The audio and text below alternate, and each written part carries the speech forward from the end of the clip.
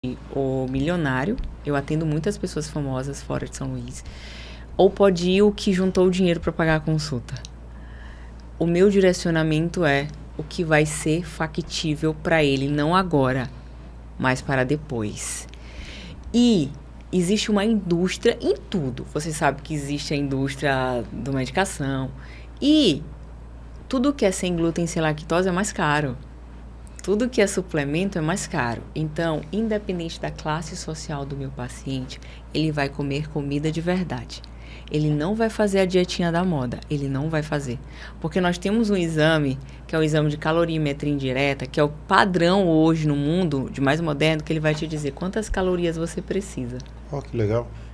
Sem você precisar tirar o carbo, sem você precisar comer pouco. Então, uma coisa que é padrão dentro da minha conduta profissional. O que você vai comer? Comida de verdade. Arroz, feijão, legumes, proteínas. Se você tiver uma intolerância à lactose e tiver uma condição financeira para comprar um pão sem glúten, para comprar um leite vegetal, tá tudo bem. Terá isso na sua prescrição. Mas se você não tiver, o que nossos pais e avós comiam? Macaxeira, batata doce, cuscuz, ovo. Adoro. Alimentação As pessoas saudável. estão complicando o que não deve ser complicado, Opa. porque o número está alarmante. Então, eu não sou a profissional da modinha, que agora eu vou usar isso porque eu vou aparecer legal na internet. Não, eu sou muito coerente e muito tradicional em alguns pontos. A alimentação saudável, ela tá na feira, né? E é barata. Todo mundo tem acesso a E vegetais. você não vai precisar ir no empório misturar chia com alguma coisa para você emagrecer, porque o emagrecimento não tem relação com produto diferenciado. E sim Mas vem cá, isso não virou meio que uma coisa elitista, não? Tipo assim, Com certeza. porque você vê um monte de nutricionista, por exemplo, dando dica na internet ou médico e tal.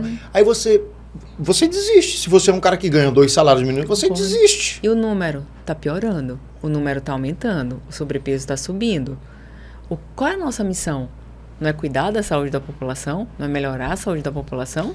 Só que se a gente coloca algo inatingível, como é que faz? Como tu disse, Vanessa, tudo é uma indústria, né? E aí a gente também tem a questão da indústria da beleza. Quando a gente fala de, por exemplo, padrão estético, fica muito óbvio pra gente que estuda esse tipo de coisa, que os ricos, eles querem se diferenciar dos bolha, pobres. lembra da bolha? Antes tava de começar o episódio aqui, a Aham. gente estava falando a respeito de como o mundo é cheio de bolhas hoje Lembra em da dia, né? bolha? As pessoas querem exclusividade, as pessoas querem uma experiência só para elas, né? O rico, ele sempre vai querer se diferenciar do pobre. Então, se eu posso me diferenciar de você sendo magro, então vamos mudar aqui essa indústria para você ser magro só se você tiver dinheiro.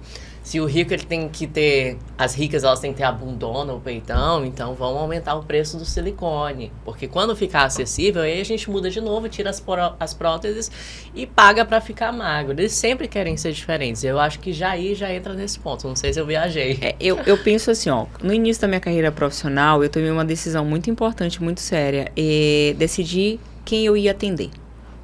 Então, e hoje eu já consigo, pelo meu posicionamento, depois de 15 anos, eu consigo ter no meu instituto pessoas que de fato querem saúde, né? Do mais rico à classe média. Então, assim, eu não tenho pessoas que querem algo da moda, que querem o último anabolizante, que querem o último remédio para emagrecer. Eu não tenho esse tipo de paciente hoje comigo, porque eu me posicionei que eu não sou a profissional da moda, que eu sou a profissional que vai resolver o problema dele sem firula e consciência. Agora, Vanessa, eu nem acho que seja errado, por exemplo, a gente até falava antes da gente iniciar a transmissão, que hoje em dia as coisas elas são muito nichadas, né? Sim. E os próprios profissionais, na saúde, então, ultimamente é o que mais se vê, né? O cara escolhe que ele é o doutor tal coisa, eu sou o doutor faceta, eu sou o doutor não sei o que lá. Aí o cara se especializa naquilo. E, assim, sem nenhum tipo de julgamento ou de demérito, beleza, o cara vai lá fazer a parada dele lá, não acho ruim não, o mundo é assim mesmo, sempre foi, tem gente que compra Fusca, tem gente que compra Ferrari. Com certeza. Né? E há dinheiro, há mercado para isso, há demanda e há oferta. E nem acho que seja errado, não. Por exemplo, se a Vanessa for uma especialista que escolheu um nicho, eu vou atender classe A, B. Eu não acho que seja errado, não. Eu só acho que é preciso também que outros se preocupem em, não, eu vou atender também C, D, eu vou atender E especialmente quando a gente fala das pessoas que não têm condição de ir a um profissional pago, que dependem do serviço público, essas pessoas elas também precisam encontrar no serviço público qualidade, esse alento, essa indicação, esse atendimento. E quando as pessoas não acham, a gente tem um país mais doente. E todo mundo sabe que a prevenção ela é essencial para que se gaste menos dinheiro público com a saúde lá na frente. Uhum. E olha só, é essencial, a gente é bom ter essa noção de que não é ser gordofóbico, não sei o que lá. Sim. Mas gordura, como tu falaste, não inflamatória. Não é saudável. Não né? é saudável. Você está se preparando para uma diabetes, né, com muito açúcar, você está se preparando para... Você está investindo nas doenças, né? O colesterol e tal.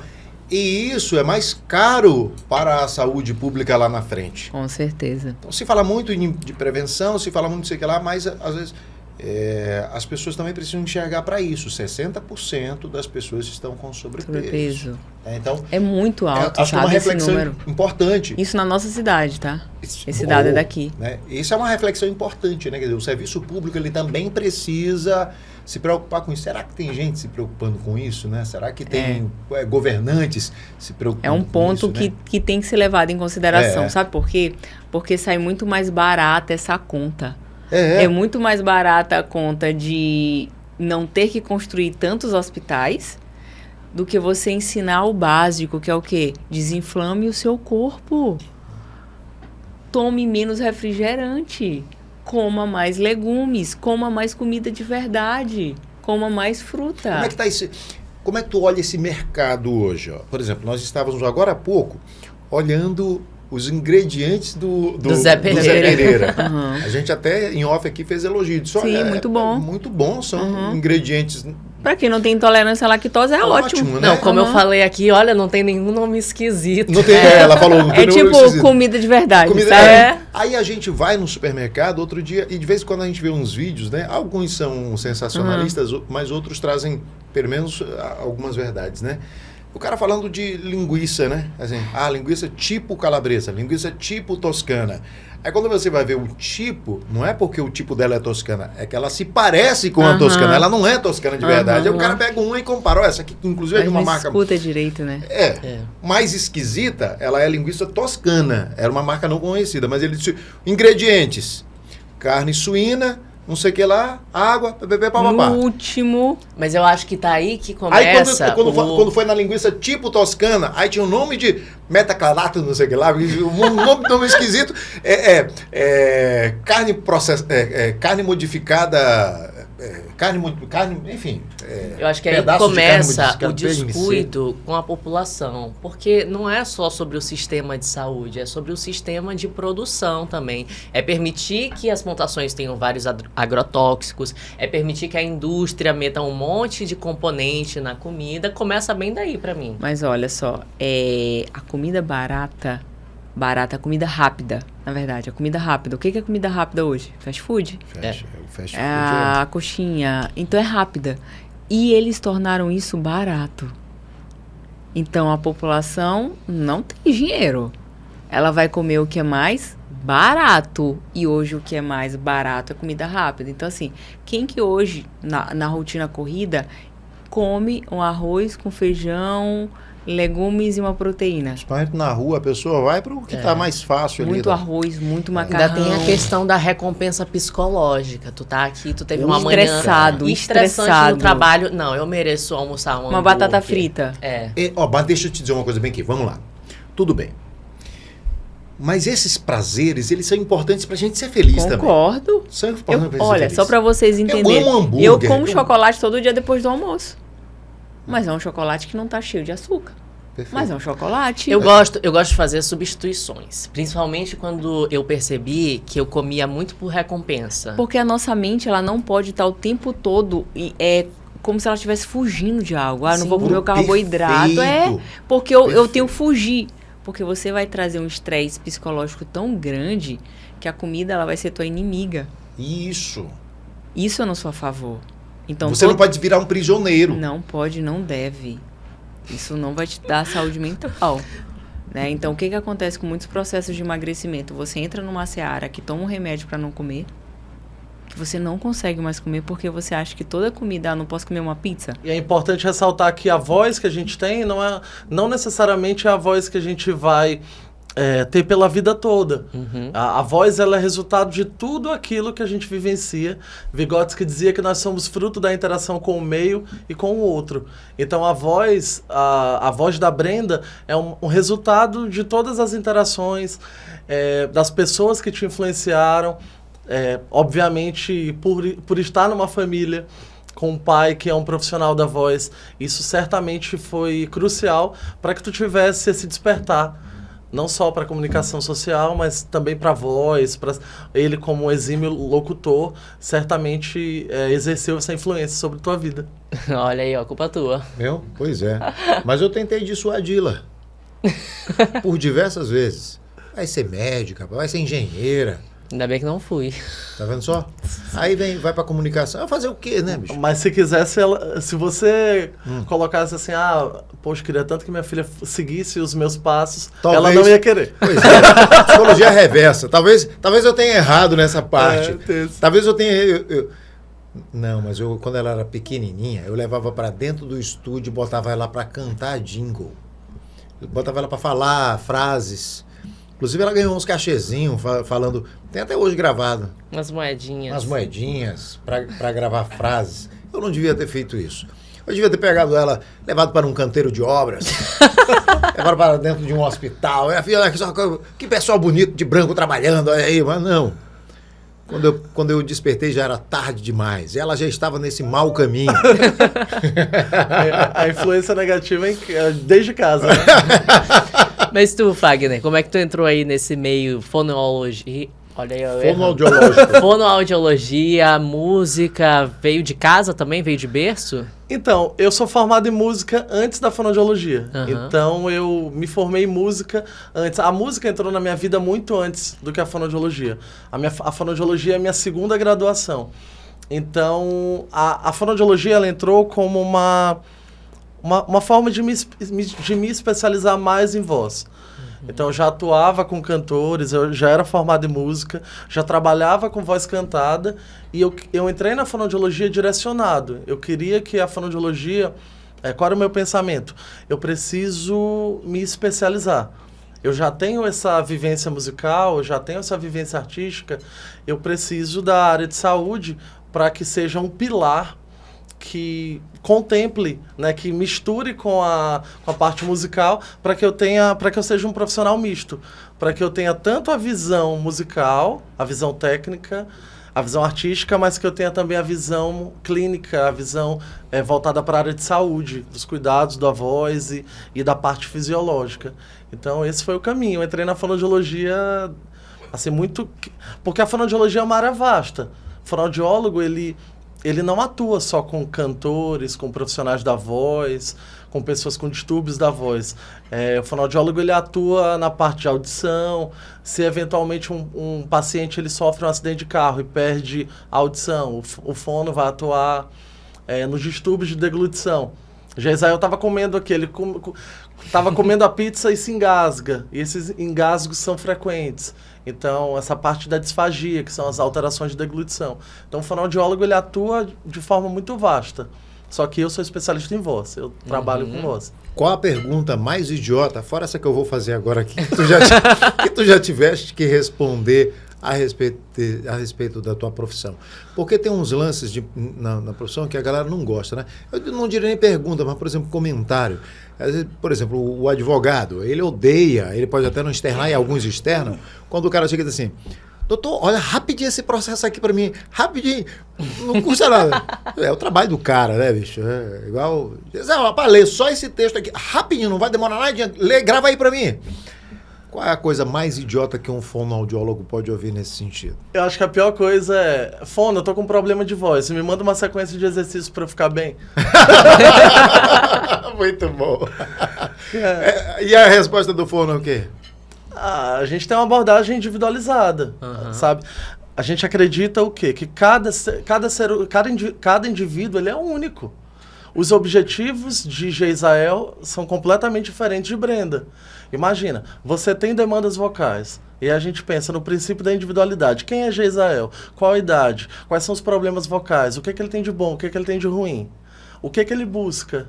Quais são os objetivos clínicos? Quais são os fatores que impedem ele a chegar nesse resultado? E aí, pensando em todo esse raciocínio clínico, a gente define exercícios específicos. Brenda é mulher, outra idade, outros objetivos, características vocais. Então, não tem como, gente. O atendimento ele nunca pode ser padronizado, sabe? Porque são pessoas diferentes. É a mesma coisa de dieta. Tu tem a tua dieta funciona para ela? Não vai funcionar. Vai funcionar. Porque tu tem um organismo... O metabolismo é diferente. Completamente diferente. De uma pessoa para outra já muda, né? Mas vamos aqui, por exemplo, dicas generalizadas. Porque, por exemplo, a gente usou a alimentação aqui, né? Como exemplo. Só que tem dicas que elas são para todo mundo. Beba mais água, coma mais vegetais. O que tu poderia dizer, assim, que é uma dica pra gente melhorar a voz ou manter a saúde da voz? Então, a gente tem que dividir dois indivíduos. Primeiro, profissionais da voz. Quem são os profissionais da voz? São pessoas que precisam da voz para exercício profissional. Geisael precisa, você precisa. E pessoas que não precisam. Pessoas que... Imagina, você tem um arquiteto. O arquiteto ele trabalha com computador. Ele não é um profissional da voz. Ele consegue exercer a arquitetura de forma plena sem o uso da voz. Um professor, não. Professor, não. Um advogado. Imagina o dia do podcast, do que podcast, e aí a Brenda, ela, poxa, eu tô sem voz. Já ocorreu. E tem o episódio 58 para fazer. Ela chega, as pessoas elas têm uma imagem da tua voz, uma imagem sonora da tua voz. E aí você chega, oi pessoal, tudo bem? Então, minha voz tá muito boa hoje. Eu tô com problema de faringite. Essa comunicação, ela não será efetiva. Para um locutor, que as pessoas ouvem aquela voz daquela pessoa e aquela voz ela não chega como era. Então, esses distúrbios vocais eles vão impactando. Quem trabalha com a voz, quem é profissional, tem que ter uma rotina diferente. Tem que ter mais restrições, tem que ter mais cuidados do que uma pessoa que não é profissional. Mas, no geral, beber mais água, maçã é muito bom, evitar café, sono é maravilhoso. A voz, ela recupera no sono. Quantas vezes você dormiu mal, no dia seguinte a voz estava pesada, cansada. A minha voz fica maravilhosa para eu gravar uma noite de sono perdida. Realça o grave, ela né? fica grave, ela fica aveludada, sabe? Fica rouquinha, tem essa coisa do rouco, né? Eu não consigo fazer uma coisa mais elaborada, né? Mas imagina uma locução mais animada. Não dá para fazer. Mas, por exemplo, dá para fazer assim, ó.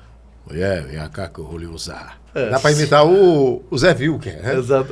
É aquele gravizão do Zé Vilker dele. Vem cá que eu vou lhe usar. Outra coisa, café. Café é um vilão pra voz. Mas não é só café, bebidas pretas em geral, não é? Sim. Chocolate, vinho, né? Na verdade, os derivados de leite eles são muito ruins porque eles causam uma alteração da saliva. Quem come chocolate começa a falar e... Não parece que a saliva fica mais grossa e você fala e você... Força mais as pregas vocais, exatamente, né? Você cansa mais. Porque há toda uma interação muscular, a língua trabalha muito. Então, se há uma lubrificação com a saliva boa, esse movimento ele vai ser muito mais otimizado. Agora, imagina que a saliva está muito grossa. Então, Opa! O cara do áudio vai me matar. Então, isso ocorre mesmo.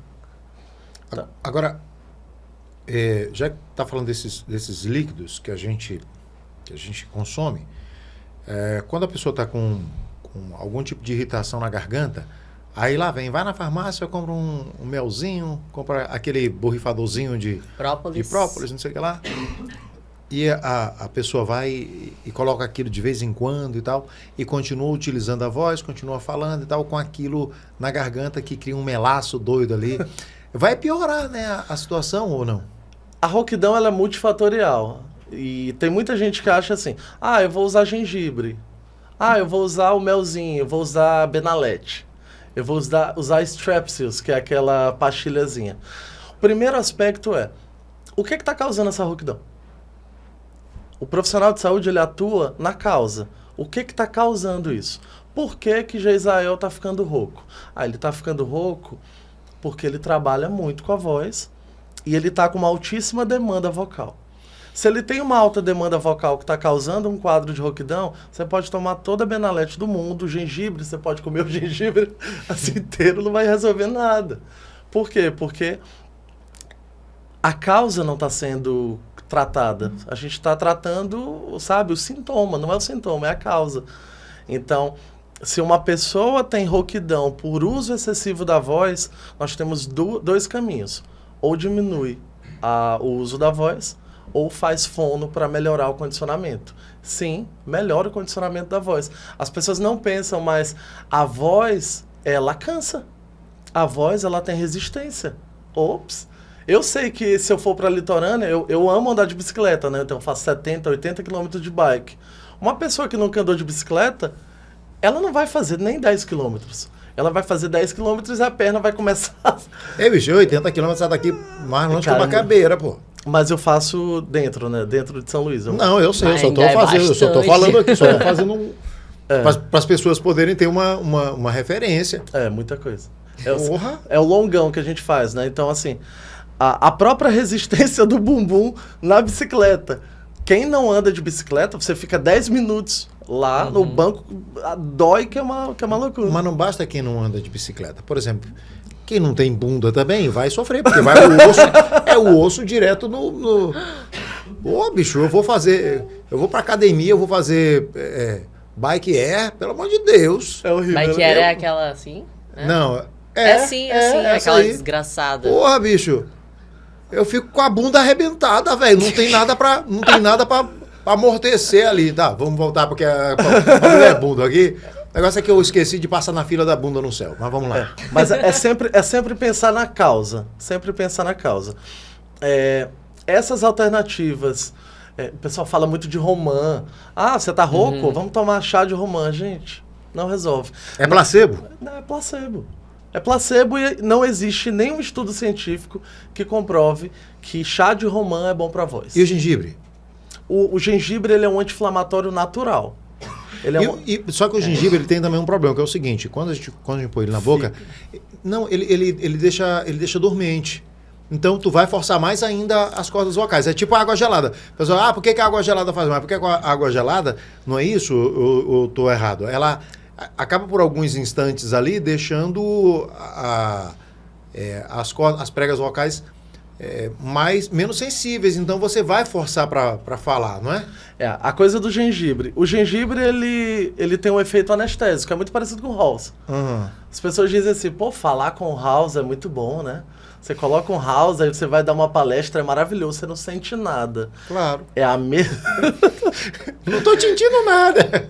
É a mesma coisa de um lutador que passa anestésico na cara e vai lutar. Ele pega um soco e não sente nada.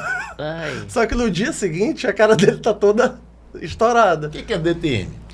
DTM é uma disfunção, né, temporomandibular. Na maioria das vezes, né, a pessoa possui por algum problema, né, da articulação causado por uma parafuncionalidade. Essa parafuncionalidade ela pode ser, na maioria das vezes, por muscular, né? Então, a pessoa tem apertamento, tem bruxismo, e essas tensões geradas na musculatura geram uma sobrecarga para a articulação, e a pessoa, às vezes, começa a sentir um clique, um estalido, eu bocejo, eu abro um pouquinho a boca quando eu mastigo, e ali fica clicando, crepitando. E aí esse processo de desordem, né, da biomecânica da articulação, ela gera um processo inflamatório, e esse processo inflamatório pode gerar uma artralgia, né, que aí seria a inflamação da articulação ou uma mialgia, né, separada. Mesmo a pessoa tendo problema da articulação, mas ela pode ter a inflamação da articulação ou pode ter só a hipertonia, né, da musculatura. Onde é que acontece esse problema na mandíbula? Qual é a localização? Na articulação, né, aqui. Então, a pessoa normalmente, né, quando ela abre, ela sente ali aquele crepito. Ou a pessoa, quando ela abre, ela tem desvio, né, também, seguido de crepito. Ou algumas pessoas, quando já é um quadro, né, de disfunção bem grande, ela abre, tem um travamento, ela fica com a boca travada e não consegue fechar. Não é a luxação, que a luxação seria mesmo a articulação, desarticular, sair, e aí só com manobra para conseguir colocar no lugar. Eu conheço bem esse problema porque eu tinha ele logo após eu retirar aparelho, né, de dente. Tu sabe me dizer por que isso é comum em pessoas que retiram o aparelho? Tem muita gente, né, que pergunta isso. Não existe uma relação diretamente, né? Porque assim, a alteração dentofacial, né, os dentes, questão de oclusão ali, ela precisa ser ajustada, né, quando a pessoa tem a disfunção. E por conta dessa alteração, não estou dizendo que a causa é o uso do aparelho, né? Ninguém vai chegar condenando aí o ortodontista, coitado, eu tive por conta do aparelho. Não. A articulação, na maioria das vezes, ela fica acomodada numa posição ao longo tempo, por exemplo, sua idade X é 25 anos, 22 anos, acomodada numa posição só. E aí você começa a fazer a movimentação, e quem vai reclamar? Quem pode reclamar? A articulação, porque você vai alterar o eixo de sustentação dela.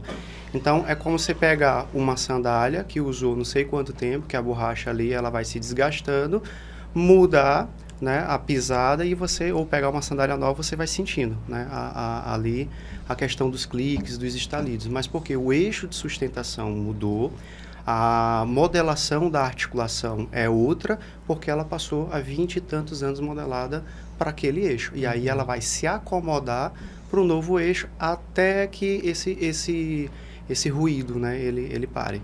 E aí pode levar tempo. Aí às vezes a pessoa ela precisa de suporte, né, da fisioterapia ou do suporte cirúrgico, né, dependendo qual for o acometimento. Na maioria das vezes, assim, hoje, graças a Deus, né, os pacientes eles estão tendo um bom acompanhamento, mas antigamente, assim que eu comecei, ao que há mais de 7, 8 anos atrás, quando eu comecei mesmo na bucomaxilo, o paciente rodava demais. O paciente sentia dor de ouvido, não sabia o que era, ia para otorrino. Dá até isso? Dá dor de ouvido, ele reflete. Por conta da proximidade, né, e da intimidade ali da relação. Agora, doutor Alexandre, como é que faz para ter o diagnóstico correto disso? Sim. E vou te falar porque eu já fui vítima um tempo atrás. Olha a gente transformando e consulta numa consulta. Adoro! Aproveitar aqui. Não, mas é bom que às vezes o nosso problema... Pode ser de outras pessoas, claro, porque nós somos pessoas comuns. Sim. Que tem problemas de saúde. Enfim.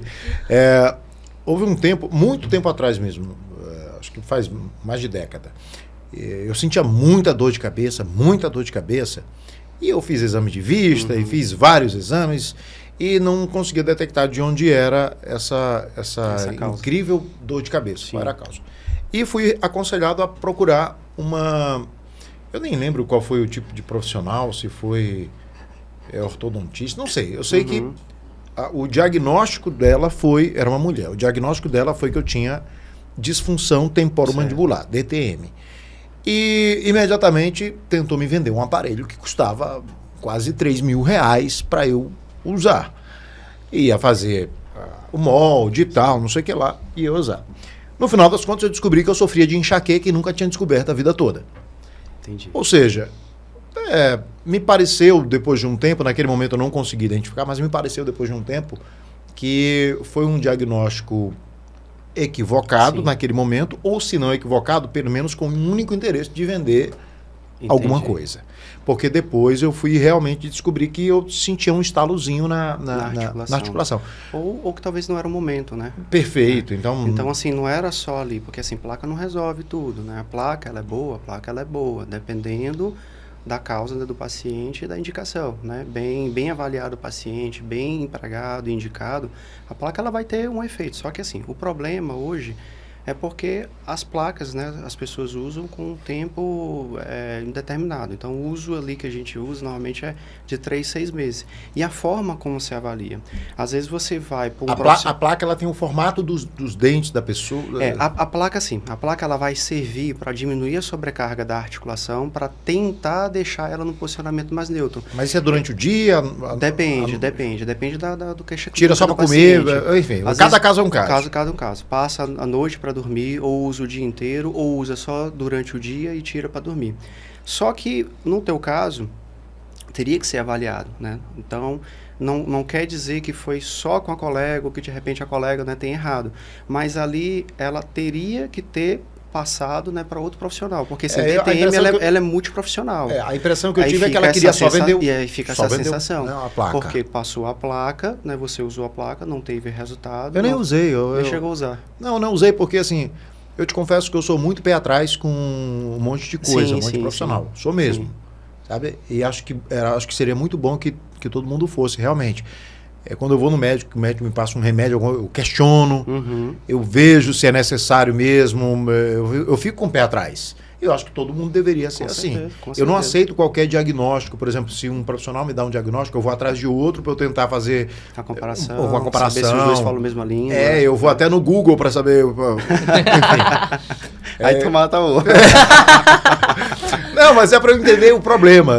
Enfim, só para estar por dentro. Né, hoje tem muita informação útil na internet. Aliás, esse é um assunto que é importante a gente tocar daqui a pouquinho. Tem que tomar muito cuidado com informação de internet, porque tem informação de todo tipo, de toda a qualidade na internet. Mas, enfim, já que por causa da dor de cabeça, ela, talvez de maneira assodada, tenha dado esse diagnóstico, mas é também um sintoma? Sim. A dor de cabeça? Dor de cabeça, mas aí quando ela é de origem de cefaleia tensional. Porque no corpo a gente tem vários pontos gatilhos. Então, a dor de cabeça ela pode vir de uma origem temporal, pode vir de origem massetérica, pode vir do externo pleno-mastoideu, pode vir da cervical. Pessoas que têm o antalgismo, né, da cabeça, a anteriorização, né, da cabeça, sobrecarrega essa musculatura, você desperta pontos gatilhos da área e terminações nervosas. E você tem a clássica, né, que é aquela dor de cabeça cefaleia tensional que a gente chama de faixa, que é aquela dor em forma de capacete, que vem aqui, cara, eu tenho uma dor que vem aqui, que vem pro temporal, que vem por trás do fundo dos olhos e que me deixa doido, que dá vontade assim de apertar, de empurrar. É o que eu escuto no consultório. Na minha opinião, né, a colega, né, que te avaliou, seria ter dado continuidade. Olha, você tem uma disfunção, é um dos tratamentos que a gente tem, né, a placa, né, miorrelaxante, que eu não gosto de falar miorrelaxante, eu gosto de falar placa estabilizadora, porque você associa a algo que vai te trazer relaxamento. E às vezes não traz, né, o relaxamento. Então seria te encaminhar para o bucomaxilo, seria encaminhar para o neurologista, já que a causa era dor de cabeça. Então vamos descartar para saber se essa dor de cabeça é de origem da ATM ou se é de outra causa. Então a gente tem que fazer o check-up completo, porque disfunção... ATM é mesmo DTM? Não, ATM é o nome da articulação. Tá. A DTM é a disfunção. Eu dou graças a Deus quando chega assim, paciente assim, doutor, eu tenho ATM. Eu assim, glória a Deus. E você tem. Porque tu tem articulação. As duas, né? Tu tem. Glória a Deus, Senhor. Você já pensou, doutor? Tô sem ATM, doutor. Eu não tenho. Não quer ter me ajuda, doutor.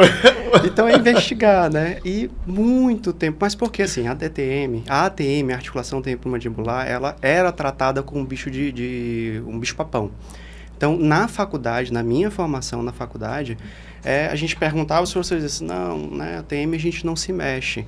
Né? Por quê? Porque ela é complexa. E ela era complexa, então ninguém mexia, porque para ela para todo mundo era um bicho-papão.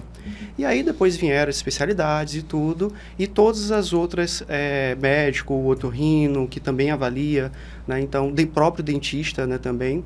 Aí todo mundo conseguiu entender, né, o que é para poder acompanhar o paciente e passar o prognóstico e os profissionais adequados para poder avaliar. Por que tu escolheste essa...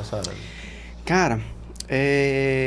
eu passei um bom tempo trabalhando em clínica, né, aquele atendimento convencional, e morei um tempo em outro estado, né, depois que eu me casei, né, minha esposa trabalhava em outro estado, fui para poder acompanhar ela, porque a gente tinha um filho pequeno, e quando eu voltei, passei um tempo, né, trabalhando lá em clínica também, e quando eu voltei, eu estava cansado. eu queria fazer mais, né, pelo paciente. Porque você faz aquele atendimento, né, pelo plano de saúde, não é que o profissional não queira fazer mais, mas porque o tempo te limita. E aí você tem uma quantidade X de pacientes ali para atender, uma demanda X, você se sente, às vezes, até mal, de não conseguir fazer tudo pelo que o paciente ele merece, né? E o plano de saúde que também, às vezes, acaba não tendo uma remuneração pagando o tratamento, vamos dizer assim, 100%, né? Porque acaba limitando um pouquinho. E aí eu disse, rapaz, eu vou abrir um consultório, eu quero pegar no paciente, eu quero entender o paciente, quero explicar, eu quero que ele entenda o problema, porque assim, os meus pacientes, eu não só atendo, eu explico para ele o que é a disfunção, para quê? Porque a primeira coisa que ele chega no consultório, eu digo, olha, você está entrando e a gente tem um início, meio e fim. A gente já vai ter um prognóstico, eu já quero ter um prognóstico contigo da data de saída, porque eu não quero que você fique escravo à fisioterapia. Não quero que você fique escravo a mim, fisioterapia, a medicação, a nada. Eu quero que você saiba o que você tenha, entenda, você consiga fazer o seu controle, né, em casa, e você siga a sua vida. Precisar de mim só quando você não conseguir fazer o controle. Faço exercício, faço todo o protocolo, fico disponível no WhatsApp. Então, eu queria fazer mais, né, pelo paciente e o atendimento, né, convencional me limitava. E aí eu tenho um amigo, e ele me incentivou muito, né, cirurgião bucomaxilofacial, e ele me incentivou muito para que eu viesse, né, para essa área. Né? Há muito tempo, confesso. É carente a área, eu sou pioneiro aqui em São Luís. É mesmo? Sou pioneiro. Eu que comecei com protocolo de pós-operatório imediato, a ida, né, do fisioterapeuta da questão da assistência bucomaxilofacial, porque já tinha... E essa né, especialização foi o quê? Fora? Foi fora, foi em Recife, né? A especialização, ela tem 2 anos, né? E aí eu fiz fora, e depois quando eu vim, meti a cara e abri o consultório. E graças a Deus estou aqui.